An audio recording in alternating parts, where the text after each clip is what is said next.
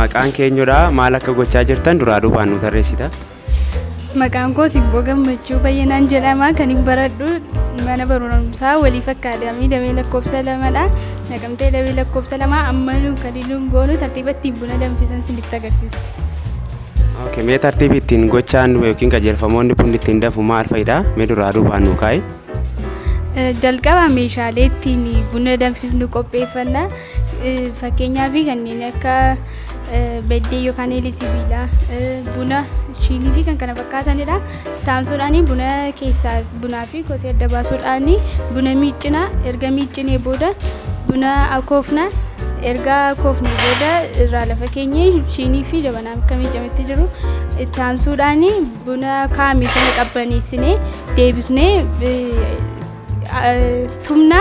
Erga bullaa'ee booda jabanaa bishaanitti naquudhaan irra keenye kana booda irra keenye daakuu itti naqna. Yeroo inni danfu daakuu itti naqna. Erga danfee irraa fuunee keenye dhugaatiif qopheessina jechuudha. Okay, baay'ee galatoomii. Mee dhaamsati yookiin gochoota amma raawwatamaa jiru kanaan wal qabatee dhaamsati barattoota daree keetiif dhaamtu kan akkamii ta'a? Dhaamsa ni qabu. Namni kamiyyuu hojii baruu qaba kan jedhu qaba. Baay'ee galatoomii. Amma kabajamoo dhaggeeffattoota keenya akkuma isin amma argaa jirtan duraa duuba yookiin immoo qajeelfamoota bunni tokko ittiin danfu jalqabaa qabnee amma xumuraatti isin agarsiifne jechuudha. Kanaaf hayaataan nu hordoftu jechuuf jaallanna. Tole Simboo amma maal waan hojjechaa jirtu natti himi? Ammoo buna daakaarra. Buna kan daakamaa jiru kun maashina buna daakuu kanaatiin akkamitti kan fayyadamuu bari? Manatti maatiin dabarta.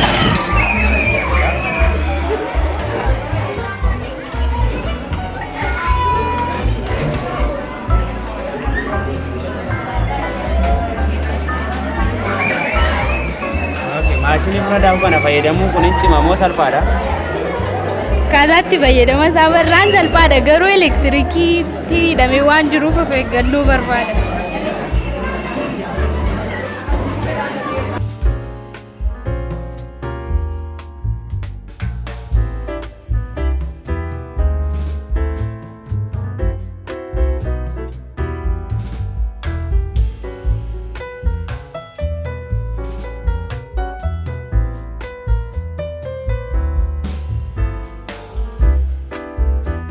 Tole mee amma sadarkaa irra geessanii jirtan hojii keessan kanatti jechuudha gocha amma raawwachaa jirtan irra maalirra akka geessanii jirtan natti himta?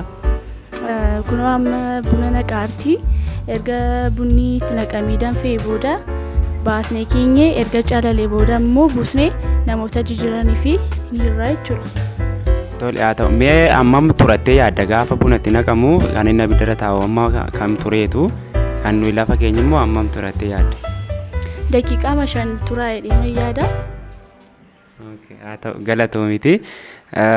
Kana booda turtii sana booda jiru maalidha? Erga bunatti naqnee erga lafa keenya booda waan nuyi goonu kan akkamitti ta'a?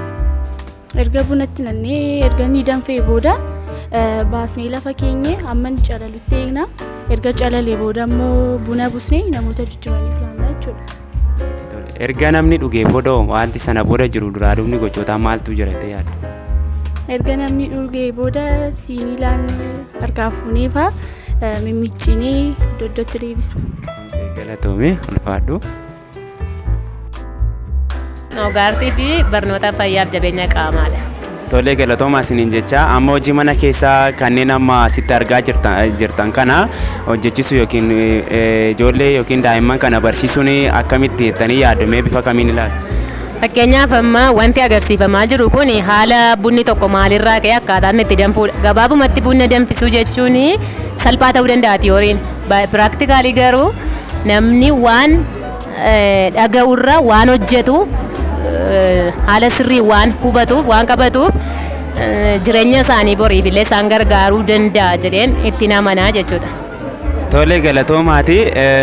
Maatiin barattootaa mee haala kamittiin utuu daa'imman kana barsiisanii hojii mana keessaa barsiisanii akkamii dhaamsa akkamii qabu? Baay'ee gaariidha. Kana waa'een eegaa turedha gaaffiin kuni.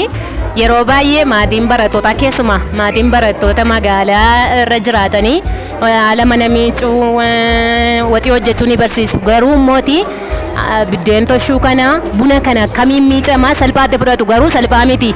Akkaataa itti miicamu akkaataan itti danfu biddeen akkamittiin akka toshamu otoo isaan qabatamaan barsiisan illee baay'ee natti tola jireenya isaanii boriif bu'uura waan ta'eef jechuudha. Tole ulfaadha galatooma.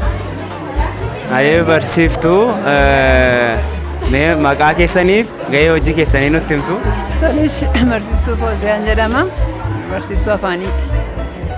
Galatooma mee akkaataa itti maatiin yookiin immoo maatiin barattootaa hojii mana keessaa itti hojjechuu qaban haala amma qabatamaa nuyi amma argaa jirru kana wal qabsiistanii dhaamsa akkamii qabdu? Dhaamsa ni qabu. Maatiin hundumtuu barattoota shamarranii isaanii keessumaa akka isaan hojii barsiisan. Hojii baruun miidhaan qabu.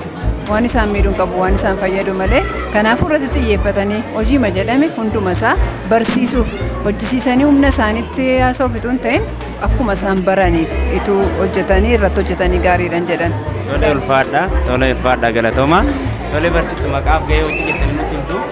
Maqaan koo barsiistuu Meetii Asaffaan jedhama. Gaheen koo barsiistuudha. Saayinsii hawaasaan barsiisa. Tole gaaffii wayii isin gaafannaa haala qabatamaa naannoo keenyatti yookiin gochoota maatii keessi gidduutti hojjetamu wal qabatee haalli barnoota yookiin akaadaamii irratti laatamu wajjin wal qabatee wantooti daa'imman yookiin barattoonni baruu qaban kun maal ta'uu qaba jettanii mee wal simsisaatiin nu ibsa. Tole baay'ee gaariidha. Sagantaa guyyaa irraa akkaataa kanatti mana barumsaa kanatti qophaa'uun isaan akka kootti natti toleera yookiin na gammachiiseera. Maaliif ijoolleen yookaan dhaloonni amma hojii irratti badaa keessumaa barattoonni gara magaalaa jiranii maatiinis ijoollee baay'ee hojii irratti xiyyeeffatu. Yeroo kana garuu namni hundumtuu immoo dhiira shamarran itoo hin jedhini hojii hundumaa yoo bare gaariidha. Akkanaaf hojiin kun haala qabatamaadhaan adeemsa kamii yeroo ammaa kana hojiin bunni danfisuun akkaataa kamiin danfuu danda'a kan jedhamu afaaniitu nama gaafanne duraa duubuma isaa eegee namni nutti miyyuu jiraachuu dhiisuu danda'a. Kun immoo qabatamaadhaan hojiidhaan waan agarsiifamaa jiruu fi ijoolleen kun waan baay'ee irraa baratu. Akkasumas immoo boris of danda'anii hojii kana akka isaan hojjetaniif isaan gargaara. Maatiinis immoo ijoollee kana maal akka isaan hojjetan akkamitti akka isaan jiraatanii ijoollee isaanii sirriitti akka inni barsiisuu qabu dhaamsa guddaan qabaaf jechuudha. Tole galatooma ulfaadha yaada keessaniif galatooma. Tole maqaa kee fi mana barumsaa irraa barattu nu ibsita. Maqaan koo Phexros Tasfaayeen jedhama. Wanta maaliin baradhu waliif akkaataanii damee lakkoofsa lama. Tole galatoomi mee qajeelfamoota bunni ittiin danfu kana qabatamummaadhaan daree barnootaa keessatti arguu keetiif yaada itti qabdu maalidha? Yaada ni qabullee buna akkaataatti danfidanii dubbis dhiiris baruu qabuun jira. Mee hiriyoota dhiiraa akka keetiitiif dhaamsa itti qabdu maal fakkaata? Ijoolleen dhiiraa buna danfisuu hin beeknee fi akka isaan danfisanitti akka barataniif dhaamsa kana qaba. Maqaa kee fi mana barumsaa irraa barattu daree barnootaa kee nutti himtaa? Maqaan koo Siiftuun Daani'eliin jedhama. Waliif akkaadaamii damee Naqamtee lakkoofsa 2 kutaa 8ffaan baradha. Haa ta'u qajeelfamoota bunni ittiin danfu kana daree barnootaa keessatti qabatamummaadhaan arguu keetiif yaadni itti qabdu maalidha? Akka kootti kun qajeelfamni kun agarsiifamuunsa namoota hundumaaf iyyuu gaariidha. Sababni isaas warri durbaas ta'e warri dhiiraa keessattuu warra dhiiraaf gaariidha. Manatti hojiin baay'inaan waan hin hojjennee fi warra durbaaf immoo isa isaan hojjetan irratti muuxannoo dabalaaf jedhee baay'ee gaariidha galatoomi. Mee yaadni barattoota hiriyoota akka keetiitiif qabdu kan akkamiiti dhaamsa itti qabdu maali? Namni ijoolleen akka kootii hundumti isaanii hojii akkasii baruu qabu. Sababiin isaa yeroo gara fuulduraatti hunduma keenya iyyuu ni eeggata. Galatoomi. Maqaa kee fi mana barumsaa barattu daree barnootaa kee nutti himtaa? Maqaan koo Misiraash Xannaa jedhama. Kanan baradhu mana barumsaa waliif damee 2ffaa kutaa 8ffaa. Tole galatoomi. Qajeelfamoota bunni ittiin danfu kan manatti beektanirraa qabatamummaadhaan daree barnootaa keessatti argitanii barachuu keetiif yaadni itti qabdu maalidha?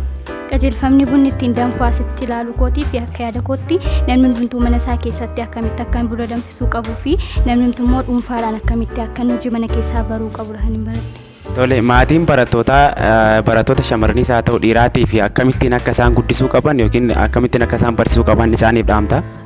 Hundumtuu akkuma barumsa baratamus akkuma kana hojii mana keessaas immoo namni yoo bare isa fayyada malee isa miidhu. Kanaaf hojii mana keessaa namni dhiirris ta'e durbii waluma qixa akka hojjechuu qabudha.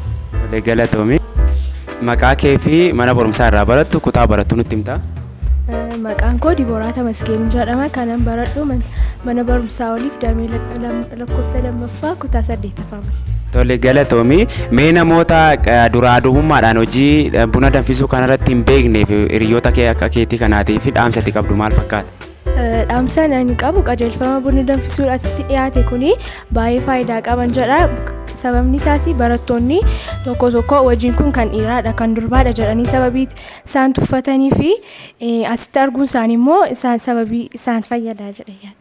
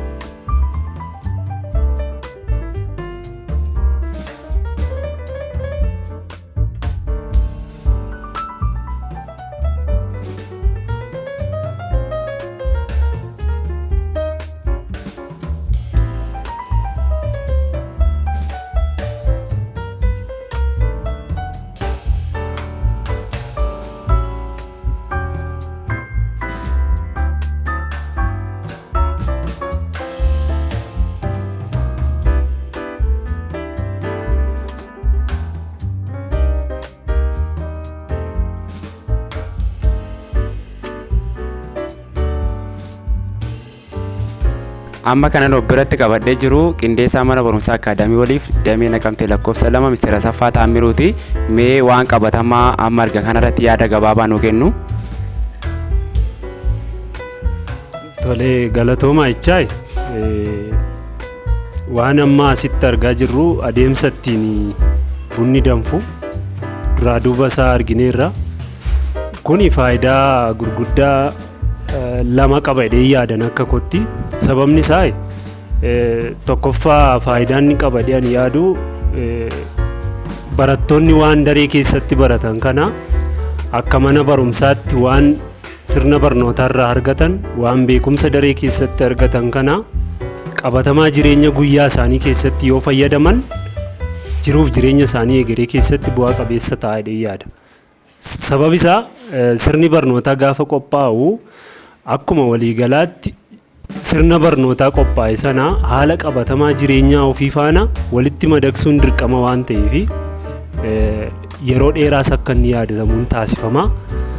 Inni kan biraan faayidaan isaa garaagarummaa koorniyaa hawaasa keessa jirullee dhiphisuudhaaf yookaan xiqqeessuudhaaf hojiin hundumtuu walqixa akka inni ta'e barattooti dhiiraas qajeelfama kana beekanii hojii mana keessaallee maatii gargaaruu akka isaan danda'an hundumtuu gahee walqixa akka inni qabu as keessatti ergaa guddaa kan dabarsu ta'uu isaati jechuudha. Kanaafi dhaamsanii waliigalatti dabarsuu barbaadu barnooti nuyi daree keessatti kenninu gochaalee akkasiitii yoo deeggarame bu'a qabeessummaan barnootaa yookaan dhaloota irratti jijjiirama inni fidu daran olaanaa ta'a kan jedhu dhaamsa dabarsuun barbaada. Manni barumsaa kan biroonis akaadaamiiwwan biroonis dameeleen keenya kan biroonis illee fakkeenya kana fudhatanii waa'ee buna danfisuu qofa osoo hin taane kan biroo haaluma kanaan mana barumsaatti finnee yoo hojjenne barattooti keenya jijjiirama guddaa agarsiisuu ni danda'u kan jedhu dhaamuun barbaada. Akka kanaatti barattooti deeggarsa taasistan, barsiisonni kana qindeessitan, dipaartimentiiwwan kana qindeessitan hundi keessan galatoomaa, fakkeenyummaa kan biraas itti fuftanii akka hojjettan abdii guddaan qabaa. Barattooti keenyas galatoomaa jechuun barbaada. Fayyaa ta'a.